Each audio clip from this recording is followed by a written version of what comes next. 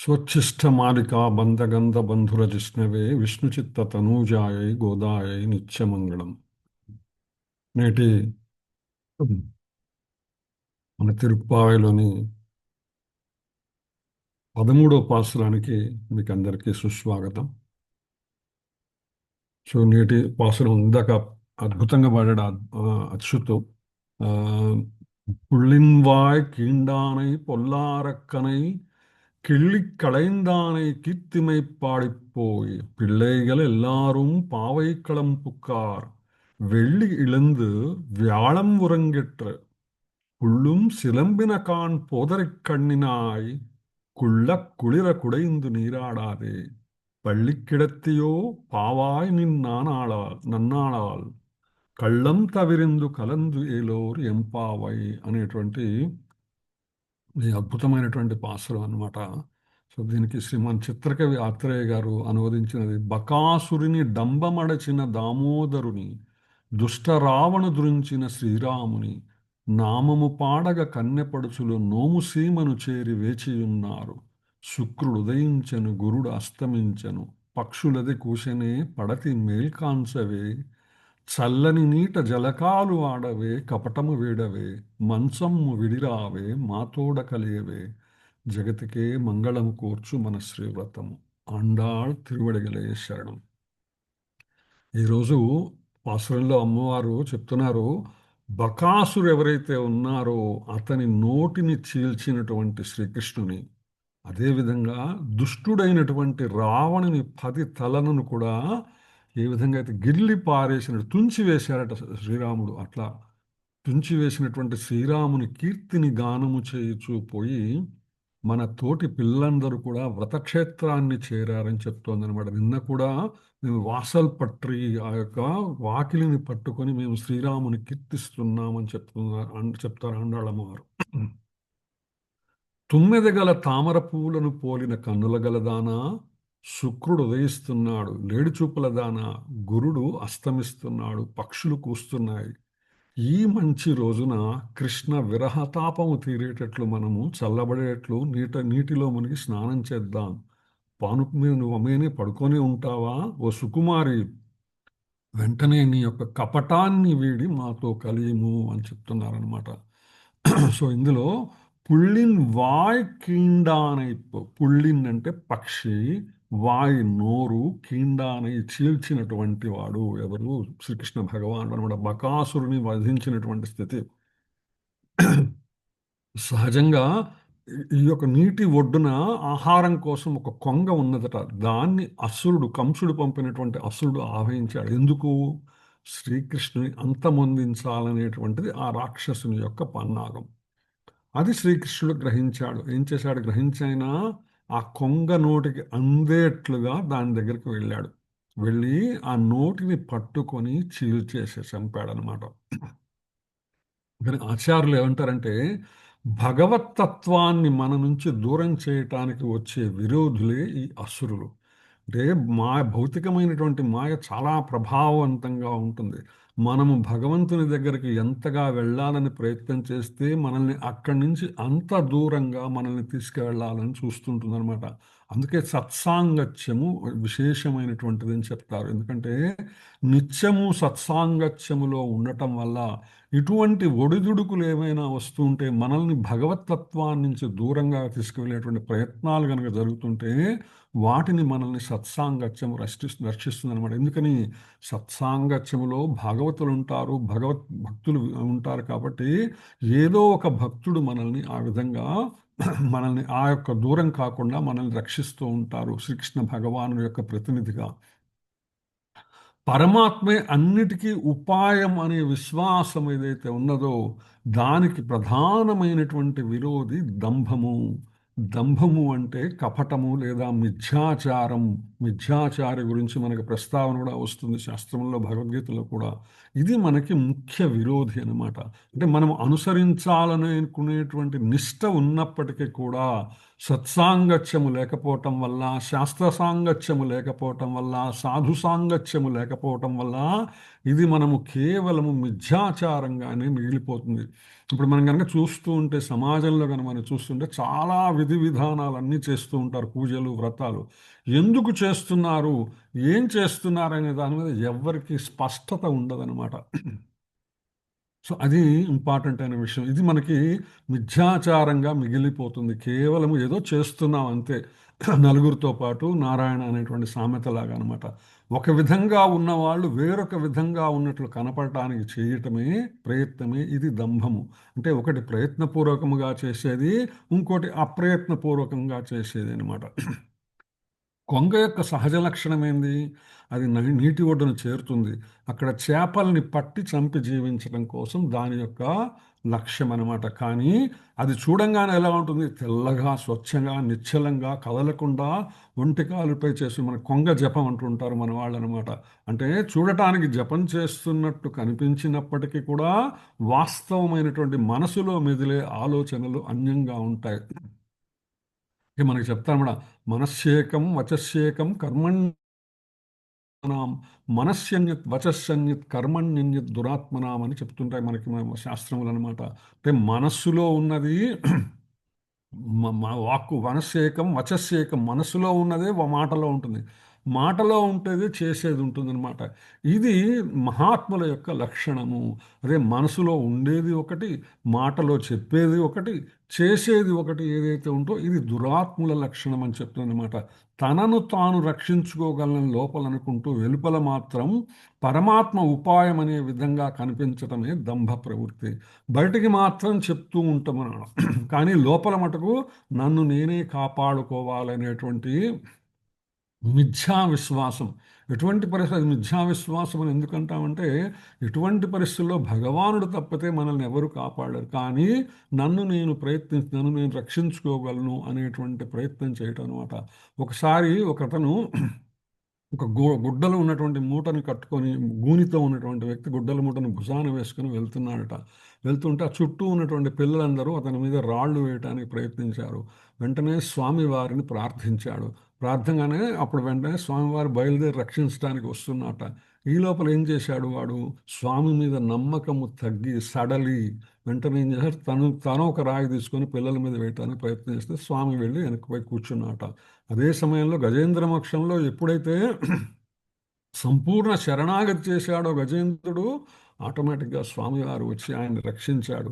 ఇది దంభాచారి, మిథ్యాచారి అనేటువంటి వారికి భగవద్భక్తుల శరణాగతికి ఉండేటువంటి తేడాని తెలియచేస్తుంది అని చెప్తారు. పొల్లారక్కనై కిళ్ళి కళయిందానై, పొల్లార్ అంటే దుష్టుడైనటువంటి రక్కనే రాక్షసుని కిళ్ళి తుంచి కళయిందానై తీసేశాడనమాట. దుష్ట రావణుని త్రుంచిన రావణుడు అహంకారం. నిన్నటి రోజున కూడా మనం చెప్పుకున్నాం. దంభము అహంకారం, ఇక్కడ అహంకారం గురించి ప్రస్తావన వస్తుంది. దంభాన్ని కృష్ణమంత్రము, అహంకారాన్ని రామమంత్రము తొలగించగలదనమాట. అందుకని రావణుడు అహంకారం, నేను కాని దానిని నేను అనుకోవటమే అహంకారము. శరీరమే ఆత్మ అనే బుద్ధి దీని వల్లే కలుగుతుందనమాట. అంటే నేను శరీరమునా, నేను ఆత్మనా అనేటువంటి సంఘర్షణ వచ్చినప్పుడు నేను ఆత్మను అని తెలుసుకోవటం భగవతత్వము, నేను శరీరమును అని తెలుసుకోవటం భౌతిక తత్వం అవుతుంది. అది కలగగానే ఆత్మకు పరమాత్మకు గల సంబంధం ఆటోమేటిక్గా దూరం అవుతుంది. ఎందుకని? పరమాత్మ ఆత్మకు దగ్గరలో ఉంటాడు, శరీరంలో హృదయపీఠం మీద. ఎప్పుడైతే అది మర్చిపోయినామో ఈ భౌతికమైనటువంటి పాంచభౌతికమైనటువంటి శరీరము ఈ యొక్క భావాన్ని పూర్తిగా కప్పేస్తుంది అనమాట. ఇదే సీతను రావణుడు అపహరించడం. నిన్నటి రోజున కూడా చెప్పుకున్నాము. రావణుడు అనేటువంటి 10 తలలు దశకంఠుడు ఎవరైతే ఉన్నారో ఆయన ఆధీనంలో, అంటే 10 ఇంద్రియముల ఆధీనంలోకి మనం వెళ్ళిపోయినాం అనమాట. ఆ విధంగా ఎప్పుడైతే మనం వెళ్ళిపోయినామో దీని నుంచి మనల్ని బయటపడేయగలిగినటువంటి వాడు రాముడు మాత్రమే. రామా అనే పదములో రమించుట అంటే ఆత్మానుభూతిని పొందుట. రమించడం అంటే అంతే కదండి. ఆత్మానుభూతి, పరమాత్మానుభూతి కలిగినప్పుడే ఆత్మదర్శనము, పరమాత్మ దర్శనము, తద్వారా రమించేటువంటి ఆనందమైనటువంటి సచ్చిదానంద స్థితి కలుగుతుందన్నమాట. సో అందుకని ఇక్కడ పురుగు పట్టిన చిగుళ్ళను తుంచినట్లుగా శ్రీరాముడు రావణుని తొలగించారు. ఎప్పుడైతే మనము భగవన్నామ స్మరణ చేస్తామో, హరే కృష్ణ కృష్ణ కృష్ణ హరే హరే, హరే రామ రామ రామ హరే హరే అనేటువంటి మంత్రము నిరంతరముగా అనన్య చింతన చేస్తూ ఉంటామో, ఆటోమేటిక్గా ఇటువంటి దంభము అహంకారము క్రమక్రమంగా మన నుంచి దూరం అవుతాయన్నమాట.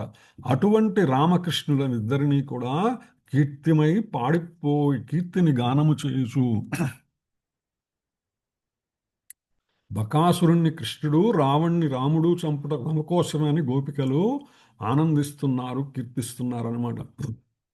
శ్రీమద్ భాగవతం 9వ స్కందంలోని 10వ అధ్యాయంలో 22వ శ్లోకంలో శ్రీరామచంద్రుని యొక్క లీలలను వర్ణిస్తూ ఒక చక్కటి శ్లోకం ఉన్నది.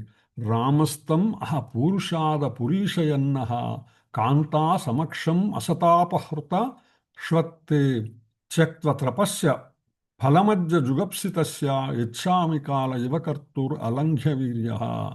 శ్రీరాముడు రావణునితో పలికాడు, మానవులలో అధముడవు నీవు, నీవు వారి మలముతో సమానుడవు, నీవు కుక్క లాంటి వాడవు. ఏ విధంగా కుక్క యజమాని లేనప్పుడు వంట ఇంటిలో తిండిని దొంగిలిస్తుందో, ఎప్పుడైతే మనకు ఆత్మానుభాతి లోపిస్తుందో, ఆత్మానుభవాన్ని మనం తెలుసుకోలేకపోతాం, ఆటోమేటిక్గా మనం ఇంద్రియముల ఆధీనంలోకి వెళ్ళిపోతాం అనమాట. నేను లేనప్పుడు నీవు నా భార్యను అపహరించావు, యమరాజు పాపులను శిక్షించినట్లుగా నేను కూడా నిన్ను శిక్షిస్తాను. ఇది శిక్ష ఎవరు వేయగలరు? కేవలం మహామంత్రం మాత్రమే మనల్ని ఇటువంటి వాటి నుంచి దూరం చేయగలదనమాట. నీవు అత్యంత దుర్మార్గుడివి, పాపివి, సిగ్గులేని వాడివి. ఎవరి ప్రయత్నమైతే వ్యర్థం కాదో అటువంటి నా చేతిలో నీకు శిక్ష తథ్యము అని రాముడు అక్కడ చెప్తాడనమాట. తర్వాత శ్లోకం తర్వాత పాదం చూసుకుంటే, పిళ్ళేయులు ఎల్లారం పావైక్కళం పుక్కార్, మన తోటి పిల్లలందరూ నీకన్నా చిన్న పిల్లలు కూడా లేచి మాతో కలిశారు, నువ్వు ఇంకా నిద్రలేవలేదా?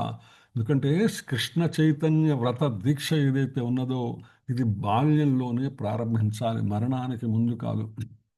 అందుకని మనం కనుక మన కళ్ళ ముందే చూస్తుంటే ఒక అమరేంద్ర ప్రభు కానీ, ఒక ప్రణమానంద ప్రభు కానీ, ఒక కృష్ణ చైతన్య కానీ, ఇప్పుడు చూస్తున్నటువంటి అచ్యుత్ అనేటువంటి పిల్లలు కానీ, చిన్నప్పుడే వాళ్ళలో ఉండేటువంటి ఆ పరిణతి చూస్తుంటే ఆశ్చర్యం వేస్తుందన్నమాట. ఆచార్యులు చెప్తారు, ఎప్పుడైతే నువ్వు శ్రీకృష్ణ శరణాగతి చేశావో, శ్రీకృష్ణ శరణాగతి చేయంగానే ఎప్పుడైతే నీ ఇంట్లో ఒక జీవాత్మ ప్రవేశించిందో అది సామాన్యమైనటువంటిది కాదు. ఎందుకంటే పైన కూడా జీవాత్మలు అంటే ఎవరైతే సాధన చేస్తూ కృష్ణ చైతన్య మార్గములో సాధన చేస్తూ శరీరమును పూర్తి కాకముందే వదిలిపెట్టారో వారు వెయిటింగ్లో ఉంటారన్నమాట, ఉత్తమమైనటువంటి భగవద్భక్తుల ఇళ్లలో పుట్టడానికి. ఎప్పుడైతే మనము శ్రీకృష్ణ సాంగత్యములోకి వచ్చామో, చైతన్య మార్గములో ప్రవేశించామో, ఎప్పుడైతే మన ఇంట్లో ఒక పిల్లవాడు కానీ ఒక పిల్ల కానీ పుట్టడం అంటే అది ఎంతో విలువైనటువంటి జీవాత్మ ప్రవేశం అన్నమాట. సో అటువంటి పిల్లలందరూ కూడా వాళ్ళందరూ వెళ్ళిపోయారమ్మా, వతదీక్షానికి చేరారు. అందుకని ఇది బ్రహ్మముహూర్త సమయం కాబట్టి మనకు తెలిసిన విషయం మనం చెప్పుకున్నటువంటిది, మార్గశీర్ష మాసం దేవతలకు గోపికలందరూ కూడా నిత్యం కృష్ణుని కలిసే స్థలం ఏది? వ్రతక్షేత్రం అనమాట. పరమాత్మను మన మనసు నిండా నింపుకోవటానికి కూడా ఇదే సరైన సమయం, బ్రహ్మముహూర్త కాలం అనమాట. అందుకనే పృథు చక్రవర్తి యొక్క పరమపద ప్రాప్తిలో ఒక పద్యం చక్కగా చెప్పబడుతుంది. పోతనామాచులు చెప్తారు, పరమ పావనులార బాల్యంబునందుండి మానిత శ్రద్ధా సమన్వితులను గుణనిధుల్ ధైర్యయుక్తులు ముముక్షువులై అధిక వ్రతంబులనాచరింతు అట్టి పుణ్యులు భగవదాగమనంబు స్వాగతమయ్యా సత్కృపా కలితులారా ఎని వారిత వ్యసనార్ణవంబైనట్టి భూరి దుర్లంఘి సంసారమందు సనక సనందనాథుని సనాతన సనత్కుమార సనకనందుని వాళ్ళని కీర్తిస్తూ పృథు చక్రవర్తి చెప్పేటువంటి పరమ పవిత్ర చరిత్రులారా, మీరు బాల్యం నుంచి మోక్షాన్ని కాంక్షించి శ్రద్ధతో పట్టుదలతో గొప్ప వ్రతాలు చేస్తున్న పుణ్యాత్ములు, మీ రాక మాకు శుభప్రదం, మీకు స్వాగతం. కృపానిధులారా, మీరు లోకక్షేమంకరులు, స్వకర్మల వల్ల దుఃఖమయమై దాటరాని సంసార సాగరంలో మునిగిపోయి ఇంద్రియార్థాలనే పురుషార్థాలుగా భావించే మాకు పురుషార్థం అంటే ధర్మ అర్థ కామ మోక్షముల కోసం చేసేది పురుషార్థం. కానీ పురుషార్థములను మరిచి కేవలం ఇంద్రియార్థాలకే పరిమితమైతే భావించే మాకు ఈ లోకంలో మీలాంటి వాళ్ళ వల్ల మాత్రమే కుశలం జరుగుతుందని చెప్తాడు పురుచక్రవర్తి అనమాట. తరువాత పాదంలో అండాళమ్మవారు చెప్తున్నారు, వెళ్ళి ఎళుందు వ్యాళం ఉరంగిట్రు. వెళ్ళ అంటే శుక్ర అనమాట. వెళ్ళి ఎళుందు శుక్రుడు ఉదయిస్తున్నాడు, వ్యాళం ఉరంగిట్రు గురుడు అస్తమిస్తున్నాడు అని చెప్తుంది. ఎందుకంటే వెள்ளి అంటే కాంతిమయమైనటువంటి కూడా అనే అర్థం వస్తుంది తమిళంలో. సో వెళ్ళి ఎళందు వెలుగు మార్గము చీకటి మార్గము రెండు మార్గములు ఉంటాయి మనకి. భగవానుడు కూడా భగవద్గీతలో చెప్తాడు 8వ అధ్యాయం 26వ శ్లోకంలో, శుక్లకృష్ణే గతిహేతే జగత శాశ్వతే మతే ఏకయా యాచనావృత్తిం అన్యయా వర్తతే పునః. ఈ జగత్తు వీడటానికి వేదాభిప్రాయమును అనుసరించి వెలుగు మార్గము చీకటి మార్గము అని రెండు మార్గాలు ఉన్నాయి. వెలుగు మార్గంలో మరణించేటువంటి వారు, ఇది వెలుగు మార్గం అంటే కాంతిమయమైనటువంటి మార్గము, కృష్ణ చైతన్యముతో కూడినటువంటి మార్గము, వాళ్ళు తిరిగి రారు. కానీ చీకటి మార్గములో అజ్ఞానములో, జ్ఞానం అంటే భగవత్ సంబంధమైనటువంటి విషయ జ్ఞానము జ్ఞానము, భగవత్ సంబంధము కానటువంటిది అంతా కూడా అజ్ఞానమే. అటువంటి వాళ్ళు మాత్రం వెనుకకు మళ్ళా తిరిగి వస్తారు అని చెప్తారు ఇక్కడ భగవానుడు భగవద్గీతలో. ఈ శుక్రుడు ఉదయిస్తున్నాడు గురుడు అస్తమిస్తున్నాడు అని చెప్పటంలోని ఆంతర్యం మనం అర్థం చేసుకునేటువంటి ప్రయత్నం చేస్తాం. రాక్షసుల గురువు శుక్రుడు, అసుర సంపద అజ్ఞానం విజృంభిస్తున్నది. మనం గనక చూస్తే దుబాయ్ లాంటి చోట చూడటం కష్టం, కానీ ఆ యొక్క లైటింగ్ పొల్యూషన్ వల్ల మనం గనక ఎక్కడైతే పాత రోజుల్లో చాలామంది ఇప్పటికీ కూడా మనం కనుక ఊరివైపు వెళ్ళి కనుక చూస్తే, పొద్దున్నే కనుక చూస్తే సూర్యోదయానికి ముందే ఒక అతిపెద్ద నక్షత్రం మనకు కనిపిస్తుంటుందన్నమాట. అది శుక్రగ్రహం, అది వాస్తవానికి. అదే శుక్రగ్రహం సాయంత్రం పూట కూడా సూర్యాస్తమయానికి తరువాత కనిపిస్తుంది. అంటే ఆ శుక్రగ్రహము ఈ రాక్షసుల యొక్క గురువైనటువంటి శుక్రుడు పగలంతా ఉంటాడు మనకి ఆకాశంలో. సూర్యుడితో కన్నా ముందుగానే సూర్యుడి తర్వాత కూడా ప్రయాణం చేస్తూ ఉంటాడు. కానీ సూర్యకాంతి వల్ల ఆయన మనకు కనిపించడు. అంటే భగవత్ సంబంధమైనటువంటి జ్ఞానము వికసిస్తే శుక్రుడు అస్తమిస్తాడు. కానీ ఇక్కడ శుక్రుడు ఉదయిస్తున్నాడట. ఎందుకంటే మనలో సాత్విక భావం కలిగి భగవంతుని వైపు బుద్ధి నిలపాలి, జ్ఞానం ఆర్భవించాల. శుక్రుడు మృత సంజీవిని విద్య కలవాడు. అమృతత్వం అంటే భగవంతునికి దూరంగా ఉండటం అనమాట. గురుడు అస్తమిస్తున్నాడు, దేవ గురువు అయినటువంటి గురుడు అస్తమిస్తున్నాడు. అంటే దైవ సంపద అస్తమిస్తున్నది, జ్ఞానం అస్తమిస్తున్నది, అసుర సంపద విజృంభిస్తున్నది. అందుకని మనం జాగ్రత్తగా మనం మేల్కోవాలి, దీని నుంచి మనం జాగృతం అవ్వాలి అనే విషయం చెప్తాను. అంటే మనలో నాస్తిక భావాలు అస్తమించాలి, బ్రహ్మ విద్య యందు ఆసక్తి పెరగాల, అజ్ఞానం అంతరించాల అనే విషయాన్ని ఇక్కడ ఆండాళ్ళమ్మ వారు మనకు చెప్పేటువంటి ప్రయత్నం చేస్తారన్నమాట. అందుకే అన్నమాచార్యులు వారు అంటారు, మాపులే మరణములు రేపులే పుట్టువులు చాపలాలు మాని విష్ణు శరణను మనసా, చాలునంటే ఇంచుకంతే చాలును జన్మమునకు, చాలకున్న లోకమెల్ల చాలదు. మాపు అంటే మరపు లేదా అస్తమయమే మనకు మరణం అన్నమాట. అంటే అజ్ఞానం అస్తమించడమే మనకు మరణము, అజ్ఞానం ఉదయించడమే మనకు మళ్ళా తిరిగి పుట్టుకు కారణమవుతుందన్నమాట. చాపలాలు ఇంద్రియ బంధమైనటువంటి వీటి భోగములతో వాటిని మానుకొని విష్ణువుని శరణు చేయి మనసా అని చెప్తారు నమాచార్యులు. చాలునంటే ఇంచుకంతే చాలును జన్మమునకు. దేనికండి అంతం? భౌతిక జగత్తులో ఇంద్రియ భోగములకు ఏదైనా అంతం ఉన్నదా? అంతమే లేదు. అందుకని ఇంద్రియ భోగములతో మనకు పని లేదు. ఈ జన్మమునికి ఇది చాలు, చాలకున్న లోకమెల్లా చాలదు. ఇంద్రియ భోగాలకు అంతే లేదు ఈ ప్రపంచంలో. వీలిన ఈ ఆశ వెర్రివాని చేతిరాయి. ఇంద్రియ తృప్తికి ఎంత వెంపర్లాడినా కూడా అది సాధ్యమయ్యేటువంటి, దానికి అంతం లేనటువంటి కృషి. ఇది ఎటువంటిదంటే వెర్రివాడి చేతిలో రాయి ఉంటుంది అనమాట. అది ఎటుపోయి ఎటు తగులుతుందో ఎవరికి తెలియదు. అందుకని చాలయ్యా, ఇంకా చాలు, ఇంకా హరినిట్టే శరణను జీవుడా అని చెప్తారు. మాపులే మరణములు రేపులే పుట్టువులు చాపలాలు మాని విష్ణు శరణను మనస, చాలునంటే ఇంచుకంతే చాలును జన్మమునకు, చాలకున్న లోకమెల్ల చాలదు, వీలిన ఈ ఆశ వెర్రివాని చేతిరాయి, చాలునింక హరి నిట్టే శరణను జీవుడా అని చెప్తారు. తర్వాత పాదంలో పుళ్ళుం సిలంబిన కాన్ పక్షులు కూయిచున్నవిట. అది అకించనత్వంతో పోలుస్తారు. గత పాసనంలో పక్షులు తమ గూళ్ళ నుంచి అరిచాయి. ఇప్పుడు ఆకాశంలో వాటి ఆహారం కోసం ఎగురుతూ అరుస్తున్నాయి. పక్షులు అంటే ఇవి జాగృతమైనటువంటి ఆత్మలన్నమాట. అంటే భగవద్భక్తులు ఎప్పుడూ కూడా మనకు తమ సందేశాన్ని వినిపించడానికి విశ్వ ప్రయత్నం చేస్తూ ఉంటారు. వాళ్ళు చెప్పేవన్నీ కూడా శాస్త్రవాక్యాలు. మరి మనము నిద్ర అనేటువంటి అజ్ఞానంలో ఉంటాం. దానిలోంచి లేచి మనము భక్తి మార్గంలోకి ప్రవేశించాలన్నమాట. అలాగే పోదరి కన్నినాయ్ తామర పూలను పోలిన కన్నులు గలదానా అంటుంది. అంటే ఈరోజు మేల్కొల్పబడుతున్నటువంటి గోపిక యొక్క నేత్ర సౌందర్యం ఎవరినైనా ఆకర్షిస్తుంది. ఆమె కళ్ళు కలువ పువ్వుల్లాగా ఉన్నాయట. చూపులు లేడి చూపుల్లాగా, అంటే చురుకైన చూపులు కలిగి ఉన్నది ఆమె. అంటే లేడీ ఎప్పుడు కూడా చాలా చాలా ఫాస్ట్గా కళ్ళు కలుతూ చూస్తుంది తన చుట్టూ ఉన్నటువంటి ఆపదలన్నిటి కూడా. అంటే ఏకసంధాగ్రహి అనమాట ఆమె. అంటే ఏదైనా జ్ఞానమును, భగవతత్వ జ్ఞానము కానీ భౌతికమైన ఏదైనా జ్ఞానాన్ని వెంటనే గ్రహించి అందరికీ మనం చూస్తూ ఉంటాం. మనం చాలామందిని మనం కలుస్తూ ఉంటాం భగవద్భక్తులలో కూడా. కొంతమంది చాలా తొందరగా దాన్ని పట్టుకుంటారు, మూలాన్ని, తత్వాన్ని, అర్థాన్ని, జ్ఞానాన్ని. కొంతమంది కొంచెం ఆలస్యం అవుతుందన్నమాట. అందుకని ఎవరైతే త్వరగా దాన్ని అందిపుచ్చుకోగలరో వాళ్ళతో మనం సాంగత్యం చేస్తే కొంతలో కొంత వాళ్ళ నుంచి కూడా మనం పొందేటువంటి అవకాశం ఉంది. అందుకనే అటువంటి గోపికని ఈరోజు నిద్రలేపుతున్నారు. ఆమె ఎంత ధైర్యం అంటే తన కంటి అందం చూసి శ్రీకృష్ణుడు తన కోసం రాగలడనేటువంటి ఆమె విశ్వాసం అన్నమాట. మనం చూస్తూ ఉంటాము.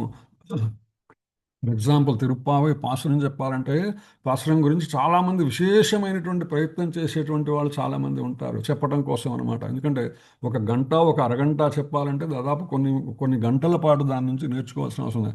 కొంతమంది చాలా ప్రశాంతంగా ఉంటారు. ప్రభు మాతాజీ రేపు పాసురం ఓకే చెప్పేద్దాం అని. ఎందుకంటే కాన్ఫిడెన్స్ అనమాట. ఎందుకంటే భగవతత్వ జ్ఞానం ఇచ్చినటువంటి కాన్ఫిడెన్స్ వాళ్ళకి. ఆధ్యాత్మికత, ఇందులో ఆధ్యాత్మికత ఏంటండి? నేత్రం అంటే జ్ఞానము, తన స్వరూపము పరస్వరూపము, అంటే జీవాత్మతత్వము పరమాత్మతత్వము స్పష్టంగా తెలియటమే జ్ఞానమునకు అందము, కంటికి అందము. ఇది అకించనత్వం అనన్యగతిత్వం. అకించనత్వం జీవాత్మ యొక్క పరిమితి తెలిసి ఉండటము, అనన్యగతిత్వం పరమాత్మ తప్ప వేరే అన్యమైనటువంటి శరణాగతి లేనని తెలుసుకోవటము. దీనిని సస్వరూప జ్ఞానము, పరస్వరూప జ్ఞానం అని కూడా చెప్తారు. స్వస్వరూప జ్ఞానము మన యొక్క స్థితి, మన జ్ఞానము తెలుసుకోవడము. ఏంటండి అది? జీవుడు పరమాత్మకే చెందినవాడు, పరమాత్మ చేతనే రక్షింపదగినవాడు, పరమాత్మకే దాసుడు అని తెలియటమే అకించనత్వము లేదా స్వస్వరూప జ్ఞానము. పరమాత్మయే రక్షకుడు, శరణ్యుడు, నియమించువాడని తెలియటమే అనన్యగతిత్వం అనేటువంటి పరస్వరూప జ్ఞానము. ఈ రెండిటిని బాగా ఎవరైతే అర్థం చేసుకుంటారో వారు హాయిగా పూర్తి భారం భగవంతునిపై చేసి ఉంటారన్నమాట. ఏ ప్రయత్నం చేయరు. ఈ స్థితిలోని ఈనాటి గోపికను, గోదా గోపికలు మేల్కొనిపోయేటువంటి ప్రయత్నం చేస్తున్నారు. పావాయిని ఓ సుకుమారి, ఎందుకంటే కృష్ణుని ఆకర్షించగల గుణాలు కలగంట నీవు అంతటి ఆధ్యాత్మిక సౌందర్యాసువి. ఈరోజు నన్నాళ్ మరి మంచి రోజున శ్రీకృష్ణుని లేదా పరమ భాగవతుల్ని కలిసే రోజే ఎంతో ముఖ్యమైనటువంటి రోజండి. అందుకనే లవమాత్ర సాధు సంఘ అని చెప్తారు. అది అంత సులభంగా మనకు లభించదనమాట. విశ్వమంతా ఈ అవకాశం కోసం ఎదురు చూస్తుంటుంది. అందుకే ఎప్పుడైతే కొంచెం పరమ భాగవతుల్ని కలిసేటువంటి అవకాశం వస్తుందో ఇటువంటి పరిస్థితుల్లో దాన్ని మనం వదులుకోకూడదు. అటువంటిది నువ్వెందుకమ్మా మౌనంగా ఉన్నావు? కళ్ళం తెవరిందు కలందు కపటమును వీడి మాతో కలిగి తల్లి అని చెప్తుంది. అంటే నువ్వు చేస్తున్నది మాకు కనిపిస్తున్నది, నువ్వు కావాలనే పడుకొని ఉన్నావు మాతో కలవటం అని. అందుకని నువ్వు అది వదిలేసి మా దగ్గరికి రావమ్మా అని పిలుస్తుంది అనమాట. నీ ఆధ్యాత్మిక ధ్యానాన్ని వీడి మాతో కలువు. మేము కూడా మనందరం కూడా వెళ్ళి కృష్ణుని చేరి సేవిద్దాం. నీ కృష్ణ అనుభవ సౌందర్యం ఏదైతే ఉందో, నీ జ్ఞాన సంపద ఏదైతే ఉందో అది మాతో కూడా కొంచెం పంచుకో తల్లి. అర్థించాల, మనం పరమభాగవతులను భగవద్భక్తులను చేరినప్పుడు వారిని అర్థించాలా, బతిమాలాడాలా, ప్రార్థించాలా. దేనికోసము? భగవత్ సంబంధ జ్ఞానాన్ని మనకు ఇవ్వమని కోరటం కోసం అనమాట. ఇతర జీవాత్మలకు వలె నీవు తప్పు చేయక మాతో కలువు తల్లి. తరువాత నేను తప్పు చేశాననేటువంటి భావన నీకు రాకూడదు కదా అని ఆమె చెప్తుందనమాట. కుళ్ళ కుళిర కుడైంది నీరాడాదే చల్లగా చల్లబడినట్లు నీట మునిగి స్నానము చేయక. ఎందుకంటే సూర్యోదయం వల్ల నీళ్లు వేడెక్కుతాయన్నమాట. భక్తుల విరహతాపం నుంచి, దాని నుంచి శుచి స్నానం చేయమ్మా. శ్రీరామునితో కలిసి విరహతాపం తగ్గటానికి భరతుడు అందరికన్నా ముందే లేచి స్నానం చేశాడట. పళ్ళిక్కిడత్తియో పానుప్పై పరుండి ఉంటావా, శ్రీకృష్ణుని కలవటానికి ఇది మనకు మంచి అవకాశం, ఇంకా పడుకొని ఉంటావా, వెంటనే కలిసి రావమ్మా అని చెప్తాను అనమాట. ఈ పాసనంలో మనకి సమయ సందర్భాలను బట్టి ఈరోజు మేల్కొల్పబడుతున్నటువంటి ఆళ్వార్లు, పెరియాళ్వారు సాక్షాత్తు గోదా తల్లి యొక్క తండ్రి గారైనటువంటి విష్ణు చిత్తులు అన్నమాట. వారు విల్లిపుత్తూరులో వటపత్రసాయి పక్కన ఉన్నటువంటి ఉద్యానవనంలో తులసి మొక్కలను, పూల మొక్కలను పెంచి స్వామివారికి నివేదిస్తుండేవాళ్ళు. నిత్యము కూడా తులసి పుష్పమాలిక సేవ చేస్తూ ఉండేవాళ్ళు అనమాట.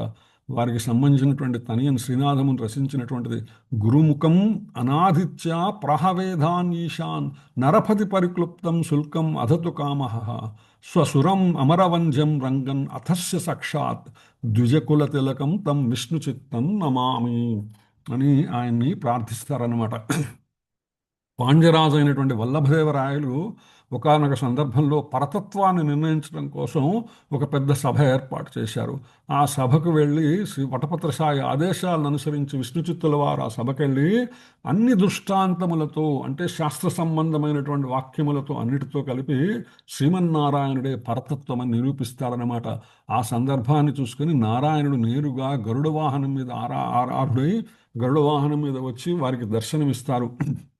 అంత పెద్ద సభలో అంతమంది వేంచేశివుని, అంతమంది పరతత్వ నిర్ణయం గురించి ఉన్నటువంటి సభలో స్వామివారు నేరుగా వచ్చారు కాబట్టి ఎవరి కన్ను ఆయన మీద పడి ఆయనకి దిష్టి తగులుతుందో అనేటువంటి అద్భుతమైనటువంటి ప్రేమాతిశయంతో ఆయన పల్లాండు పల్లాండు పల్లాయిరత్తాండు పలకోటి నూరాయిరం మల్లాండ తెంతిరోళ్ళు పణివన్నా ఉన్ సేవడి సెవి తిరుక్కాపు అని ఆయనకి రక్ష కడతారు, మంగళాశాసనం చేస్తారనమాట. అంటే స్వామికే రక్ష కలగాలని ప్రయత్నం చేస్తారు ఆయన ఆ ఏనుగు మీద ఉన్నటువంటి గంటలను మోగిస్తూ.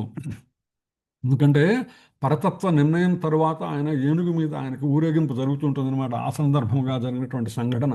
మల్ల యోధులను నియంత్రించి వధించగల బలమైన దివ్య భుజాలను కలిగి ఉన్న ఓ స్వామి, మాణిక్యపు వర్ణము కలిగి ఉన్నవాడా, లేత ఎరుపు రంగు గల నీ దివ్య పాదాలకు చిరకాలం రక్షణ ఉండాలి. లోకంలో అందరూ కూడా తమ తమ క్షేమానికే భగవంతుని ప్రార్థిస్తే భగవంతుని క్షేమానికే రక్ష చేసినటువంటి వారు విష్ణు చిత్తుల వారు అనమాట. అందుకనే వారిని పెరియ ఆళ్వార్, ఆళ్వారులలో పెద్దవాడుగా ఆయన్ని కీర్తిస్తారనమాట. హరే కృష్ణ. సో ఇప్పటిదాకా చెప్పుకున్న విషయములలో ఏమైనా మార్పులు చేర్పులు కనుక ఉంటే, లేదా ఏవైనా ప్రశ్నలు కనుక ఉంటే అందరితో పంచుకునే తెలియజేసేటువంటి ప్రయత్నం చేద్దాం. హరే కృష్ణ.